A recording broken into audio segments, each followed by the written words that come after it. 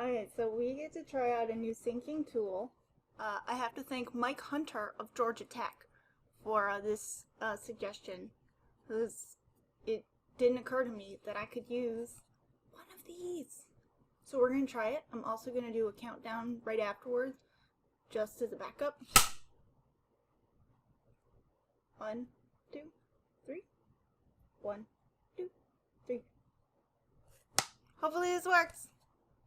Okay, so today we are going to finally get into personality and you can be free of the statistic stuff if that's not your thing. If it was your thing, I'm so sorry. You are in the minority with me. So, yes, so today we are going to talk about personality traits, situations, and behaviors. My short my effective title for this unit is person versus situation debate, because I think it's really important to help us understand some of the historical context of this book and author in particular, as well as just the historical context of the field of personality psychology. So here are the big objectives for this module. We're going to introduce the trait approach to understanding personality. So that's one. Second, we're going to discuss the person situation debate, and that's where I'm going to give you kind of a little more context about what the hell that is and why some of the quirks of David Funder's writing, who is actually an incremental part of this debate, I think it'll help give you context. Third, we'll discuss how personality affects and predicts important life outcomes to give you a sense of, we'll go into more detail about personality, but having a sense of the breadth and depth of outcomes and like the mechanisms, and like this is to get you started. And lastly, we'll discuss kind of the resolution of the person situation debate and discuss some of the arguments within it. So the trait approach. This is the approach that most psychologists in personality use. So most research, and also most research within this approach relies on a correlational design, so that's why I talked about correlations a lot. And the basic idea is that traits should be able to predict behavior, given that personality is kind of your systematic patterns of thoughts, feelings, and behaviors. That systematic pattern should be able to predict behaviors, thoughts, and feelings. If it doesn't, that can be problematic. And this field, the whole trait approach, focuses on those individual differences. And the major strength of this is it assesses and attempts to understand how people differ. But there is a major limitation to that approach. It neglects aspects of personality that are common to all people. So if all people behave in the same way, that is missed because we focus on how people differ. We don't but at the same time, you'll notice I've got a little extra smidge, like a piece there about how it also misses how each person is unique. So it's general tendencies, and it misses out both on what everybody does the same and what everybody does that's totally unique to them. It kind of captures the middle. So now 2 key points to keep in mind here are that, okay, my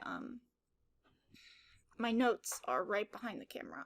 So I'm going to see if I can move this a little forward so I don't have to keep, excuse me, thank you. I'm going to slowly move this forward so I can see and you can see.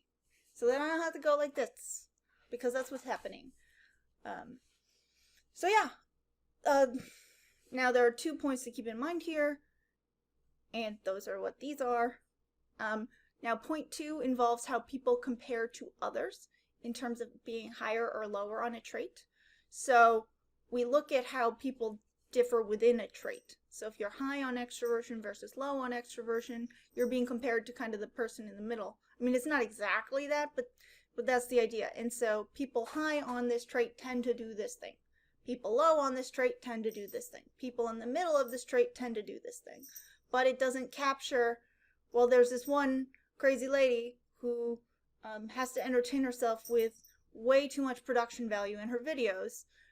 That weird personality quirk isn't going to be captured in this. And that's okay, because it's not very predictive of my general personality. Traits are predictive. Can I help you? But those weird quirks, as charming and lovely as they are pretty unique, and while they may have huge impacts on my life somehow that I cannot fathom, personality psychology doesn't tend to focus on those for the most part, at least using this trait approach. So yeah, here's kind of the nice way to break down those kind of 3 distinctions. And this was written in 1961, hence male as this all-inclusive. So every person in certain aspects, in certain respects, are like all other people. So that's what do we all have in common? So these are the properties and processes that are universal. Next, like some other people, some properties differ but are useful for grouping. And C, like no other person. So each individual's like utterly unique quirks. The trait approach focuses on that second level, that some other people. And these traits are the building blocks of personality.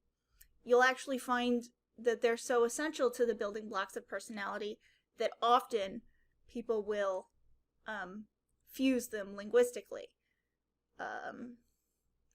to the point that some people will call themselves a trait psychologist instead of a personality psychologist.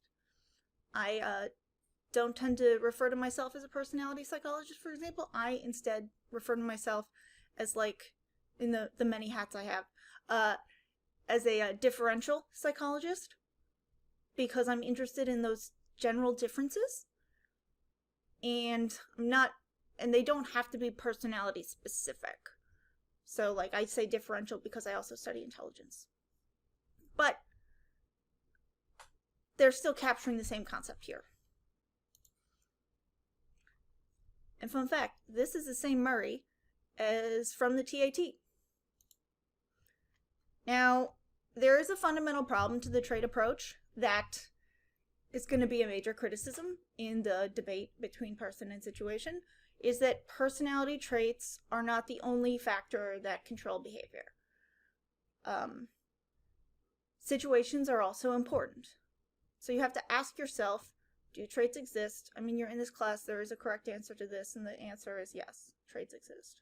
All right, let me scooch this way so that when I edit this video, you don't just see, like, my hand with no fingers.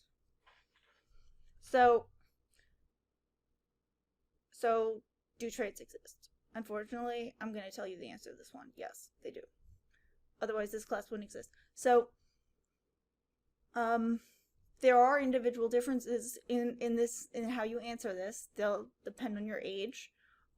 So is the next, like, the question is everybody basically the same, and does behavior change according to the situation? You can see where I'm going with this debate here. So traits stability increases with age, and so, like, really young, your traits are super unstable. Not like from a psychological, like, disorder level of unstable.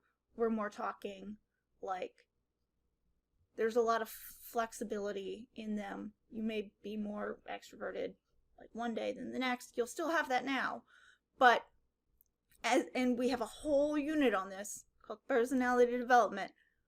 But trait stability increases with age and is related to maturity and general mental health. So And the last little bit here is people differ in how consistent they are. Consistency is also related to maturity and general mental health. It's not determinative as someone whose extroversion is super variable. That has nothing to do with my maturity. I've been this way. Well, I guess you could argue that, yeah, it is, because I'm super young, and maybe later I will become more consistently one or the other. But I'm fairly variable to an almost unusual extent in terms of my extroversion. People who study trait variability have commented on it and find it fascinating, which is weird. But they're just across the hall from me, so maybe they're just being nice. I don't know. Anyway, so consistency in general is related to maturity, general mental health, and just age. So that was it for this little spiel. I'm trying to keep these 10 to 30 minutes because I know that our attention spans are all a little less. So next time, I'm going to give you some additional context about the debate. It really shaped how David Funder became the really badass scholar that he is today, and also kind of explain why there are way fewer personality psychologists, and actually why a lot of personality psychology classes aren't taught by traditional personality psychologists. As a non-traditional person, you'll see in the next video what I'm talking about. So I'm going to wrap it up here. Thanks for watching, and you'll see me next time.